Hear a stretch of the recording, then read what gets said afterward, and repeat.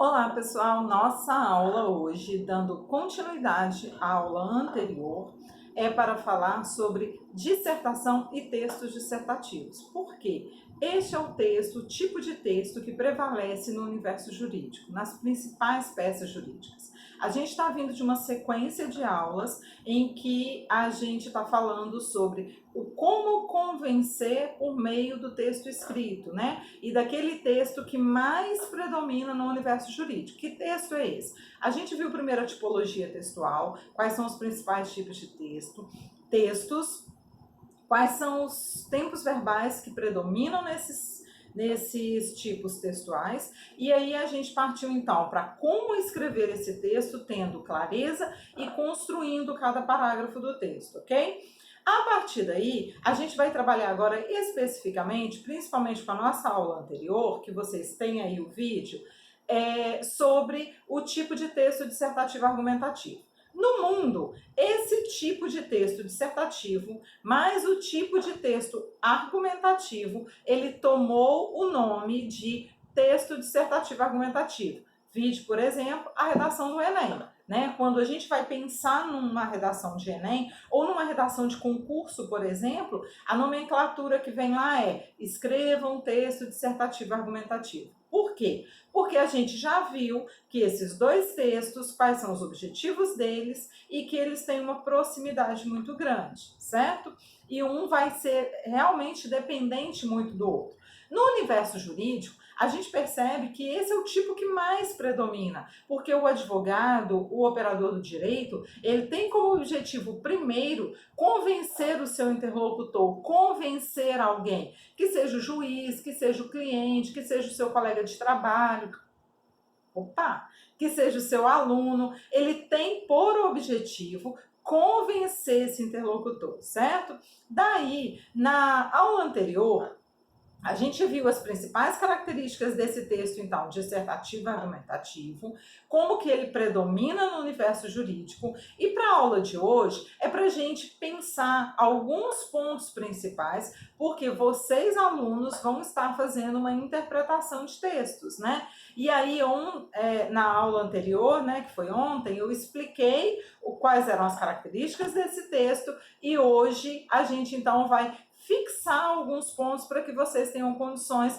de responder lá aos questionamentos principais e focar nas ideias principais deste texto, né? O exercício que vocês vão fazer, ele vai cobrar logo de início sinônimos. Eu achei muito interessante porque poucas pessoas elas priorizam, elas enfocam isso nas questões de concurso ou nas questões de interpretação de texto. A questão fala assim: procure no texto expressões que expliquem o significado de sujeito e de interlocução. Então, o que a questão está querendo? Que você vá ao texto e que você entenda no texto quais são as palavras que poderiam entrar no lugar ou podem ser entendidas como interlocução e como sujeito. E daí vem o meu questionamento para vocês. O que vocês entendem por sujeito? Sujeito é apenas aquele termo da oração, do qual se fala alguma coisa, que controla aquele sujeito gramatical? Não. Se a sua ideia é essa, você não consegue responder essa questão. Por quê? Essa questão quer saber qual o significado da palavra sujeito no texto. E quando você vai ao texto, você vai ver que o sujeito pode ser substituído por um monte de palavras. E o que isso nos dá como segurança? Isso nos dá como segurança a questão da coesão, porque coesão sou eu escrever um texto substituindo a minha palavra-chave por várias outras palavras que querem dizer a mesma coisa, que têm o mesmo significado, para que o meu texto se desenvolva, para que ele se desenrole, eu consiga dar um desenvolvimento, maior clareza das informações por meio de outras palavras sem ficar tão repetitivo. Então, quando você vai ao texto, você vai ver que sujeito no texto pode ser interlocutores, pode ser aquele que escreve, pode ser aquele que lê, aquele que ouve. Então, quem é o sujeito numa relação de comunicação? Tenho eu que falo, nesse caso, eu sou um sujeito, e tem você aí do outro lado que me ouve, que também é outro sujeito. Então, se num texto eu escrever aquele que fala, aquele que ouve, eu tô usando a palavra sujeito, só que eu estou usando por meio de outro significado. Da mesma forma, a palavra interlocução. O que a gente entende por interlocução? O texto vai dizer que é próprio da linguagem o seu caráter de interlocução. O que é interlocução? Já repararam as pessoas na fila de banco? As pessoas sempre buscam uma interação, elas sempre buscam se relacionar com a pessoa do lado. Já observaram? É sempre assim, o dia hoje está quente, né? Nossa, choveu muito ontem. Ah, você viu a notícia do coronavírus? Você já viu quantas pessoas foram curadas? Já viu qual a vacina que eles estão produzindo? Então, esse tipo de perguntinha, que na verdade não vai levar a gente a lugar nenhum, mas é apenas para poder manter um contato, apenas para a gente poder interagir com a pessoa ao lado, apenas para a gente poder saber a opinião dela e fazer passar o tempo mais rápido, isso é interlocução. A interlocução é aquela capacidade da linguagem que nós, como seres humanos, temos de interagir com o outro, de buscar a resposta do outro, de convencer o outro, de atingir ou alcançar a atenção do outro. Isso é interlocução e por isso a gente tem várias palavras no texto que podem substituir a palavra interlocução porque tem o mesmo sentido, ok? E aí a gente tem 2 ou 3 questões ainda que vão falar fortemente sobre a questão da coesão. E aí eu quero lembrar que eu terminei o vídeo anterior falando sobre a coesão. Por que a coesão é tão importante na hora da argumentação? Né? São 2 conceitos fortes que eu tenho quando eu falo de texto dissertativo argumentativo.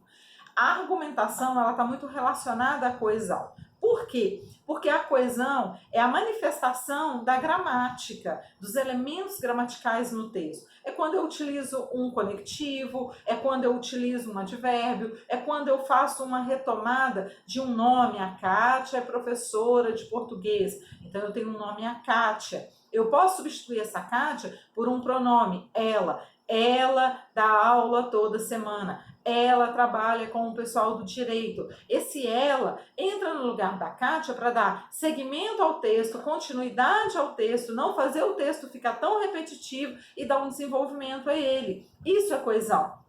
E a coesão no texto dissertativo ela é de extrema importância. Por quê? Porque eu só convenço alguém à medida em que eu escrevo um texto ou eu falo um texto em que as ideias estejam bem concatenadas, bem interligadas, que elas façam sentido de um todo e eu consiga entender a mensagem por inteiro. Então, o texto dissertativo argumentativo, ele tem 2 conceitos que são muito importantes para você entender, principalmente você que é do direito, principalmente você que precisa escrever peças jurídicas, que é a argumentação.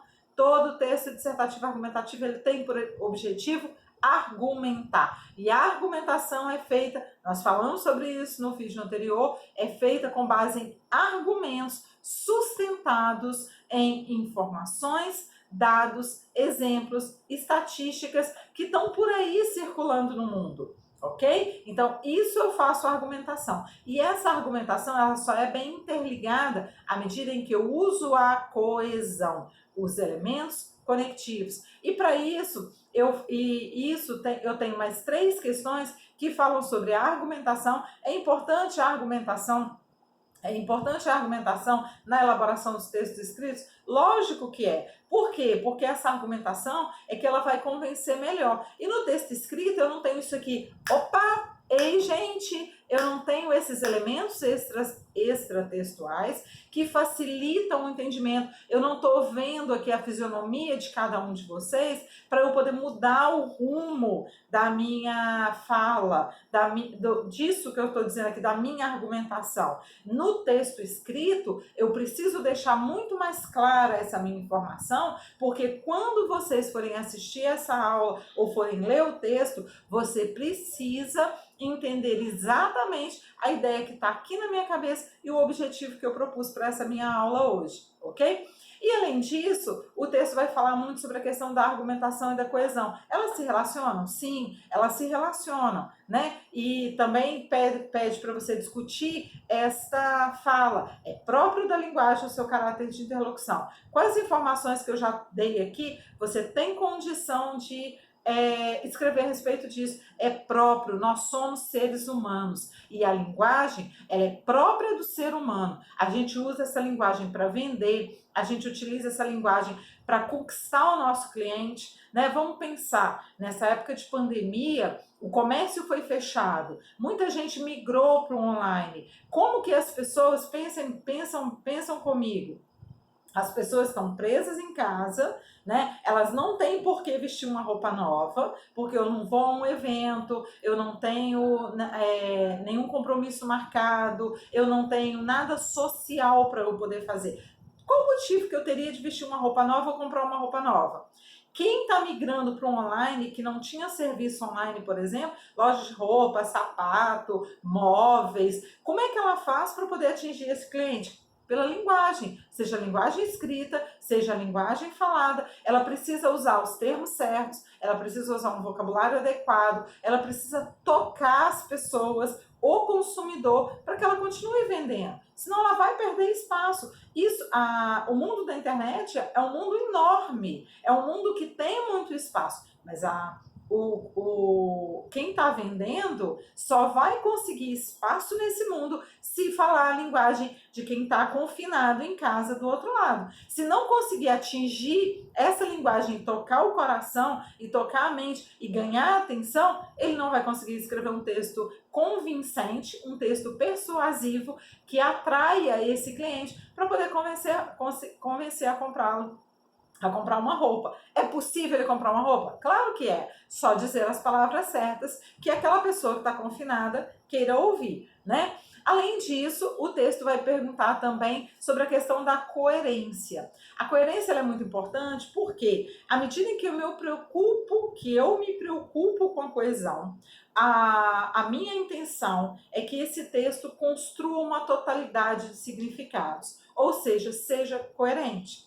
Eu quero que o meu texto, quando eu terminar esse vídeo, vocês compreendam que essa aula foi para falar para vocês que coesão, argumentação e coerência precisa estar claro num texto dissertativo argumentativo para que esse texto passe uma mensagem só, consiga convencer quem está do outro lado, porque ele tem um significado único, tá? Ele é convincente. Então esse é meu objetivo com esse vídeo. Se você conseguir perceber isso ao final e com essas palavras-chave que eu disse aqui, você conseguir responder aí as 11 questões propostas, ok, alcançamos o objetivo. Eu disse a mensagem que eu precisava dizer, você conseguiu compreender o conteúdo que eu tinha para passar para você hoje e a sua comunicação vai ser muito mais eficiente daqui para frente, porque você conseguiu pegar as técnicas exatas, ok? E aí, para poder terminar, a gente não pode também deixar de falar, né? Uma das últimas questões que estão aí, que depois o texto vai pedir para você poder pensar em cada parágrafo, como um parágrafo vai se juntando ao outro, né? E foi muito interessante que eu observei nisso, que o segundo parágrafo, o primeiro, por exemplo, no primeiro parágrafo ele fala tudo o que ele vai falar no texto, né? Texto dissertativo, qual que é o objetivo dele. E no início do segundo ele fala assim, há ainda mais uma questão. Olha aí um elemento de coesão muito importante. Há ainda mais uma questão. Ainda mais, eu estou dizendo para você assim, opa, eu já disse para você algumas coisas que são muito importantes. Há ainda mais. Esse ainda, vamos continuar, que depois do ainda eu tenho mais algo para poder te falar. Não é só o que você já leu, é o que você vai ler ainda, ele também é importante. Então, olha aí a importância dos elementos de coesão para poder fazer com que o texto seja amarrado, concatenado e eu consiga dizer uma ideia só, tá bom?